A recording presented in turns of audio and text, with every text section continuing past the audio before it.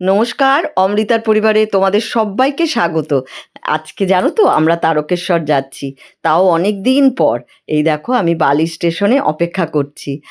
মানে ট্রেন আসার জন্য বেশ কিছুক্ষণ অপেক্ষা করতে হলো। আমাদের যে ট্রেনটা ধরার কথা সেটা আমরা পাইনি, এসে দেখি মানে সেই ট্রেনটা আমরা মিস করেছি। তাই অনেকক্ষণ অপেক্ষা করছি বালি স্টেশন থেকে ট্রেন ধরে আমরা তারকেশ্বর যাব।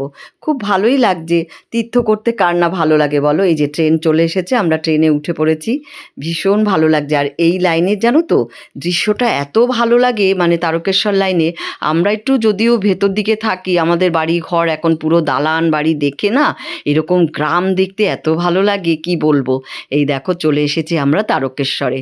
তারকেশ্বর ধাম মানে আসাটা যে কি কঠিন, মন চাইলেই কিন্তু তারকেশ্বরে আসা যায় না। হ্যাঁ, সত্যি কথা বলতে ঈশ্বর না টানলে কোনো তীর্থক্ষেত্রেই যাওয়া যায় না। তাই আজকে হয়তো বাবা আমাদের উপর দয়া করেছে। তাই আমি কাকু বাবাই দেখো চলে এসেছি তারকেশ্বরে। কাকু অনেক দিন ধরেই বলছিল তারকেশ্বর যাব তারকেশ্বর যাব। আমরা না অতটা মানে গা করতাম না।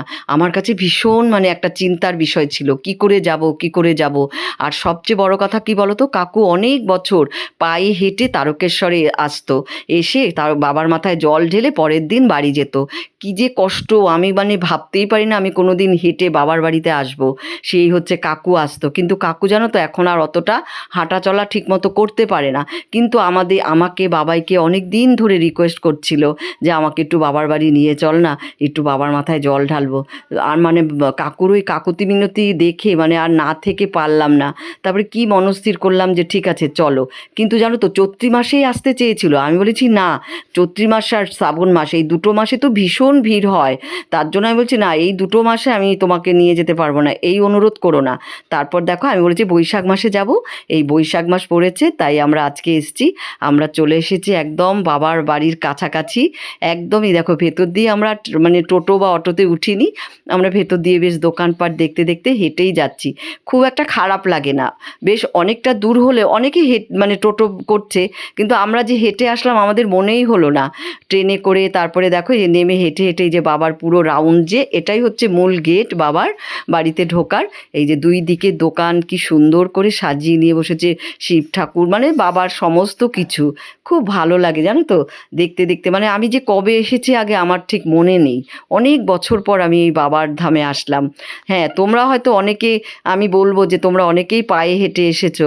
আমার মানে এটা ভাবাই আমার কাছে মানে মানে কি বলবো।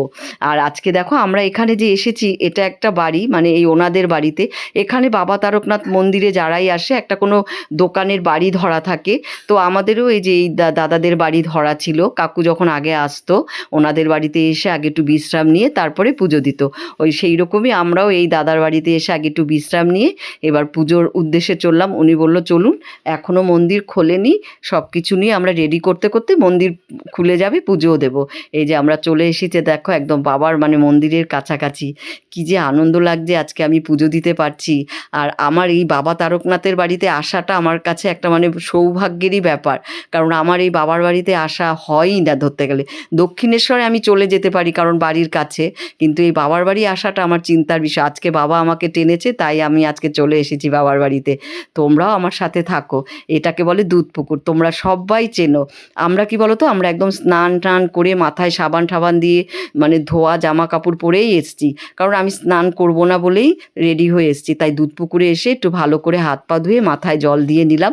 আর উনি আমাদের তিনজনের জন্য তিনখানা ঘট রেডি করে রেখেছিল। তো আমরা এখন লাইনে দাঁড়িয়ে পড়েছি।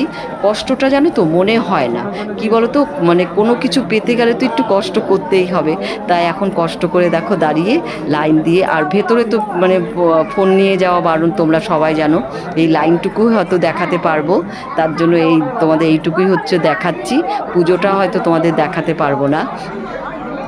মানে কি যে সেদিন গরম লাগছিল তোমাদের কি বলবো, কষ্ট হচ্ছিল, কাকুর মুখটা দেখে ভীষণ কষ্ট হচ্ছিল। তারপর পুজো দিয়ে দেখো বাড়ি ফিরছি। একদম পুরো ফাঁকা ট্রেন, মনে হচ্ছে ট্রেনটা আমরা যে কজন আছি আমাদের প্রাইভেট ট্রেন। কি যে ভালো লাগলো পুজো দিয়ে, খুব ভালো মতো পুজো দিয়ে আমরা বাড়ি ফিরছি। তাই না? দেখো তোমরাও সবাই তারকেশ্বরে এসে বাবার মাথায় জল ঢালবে।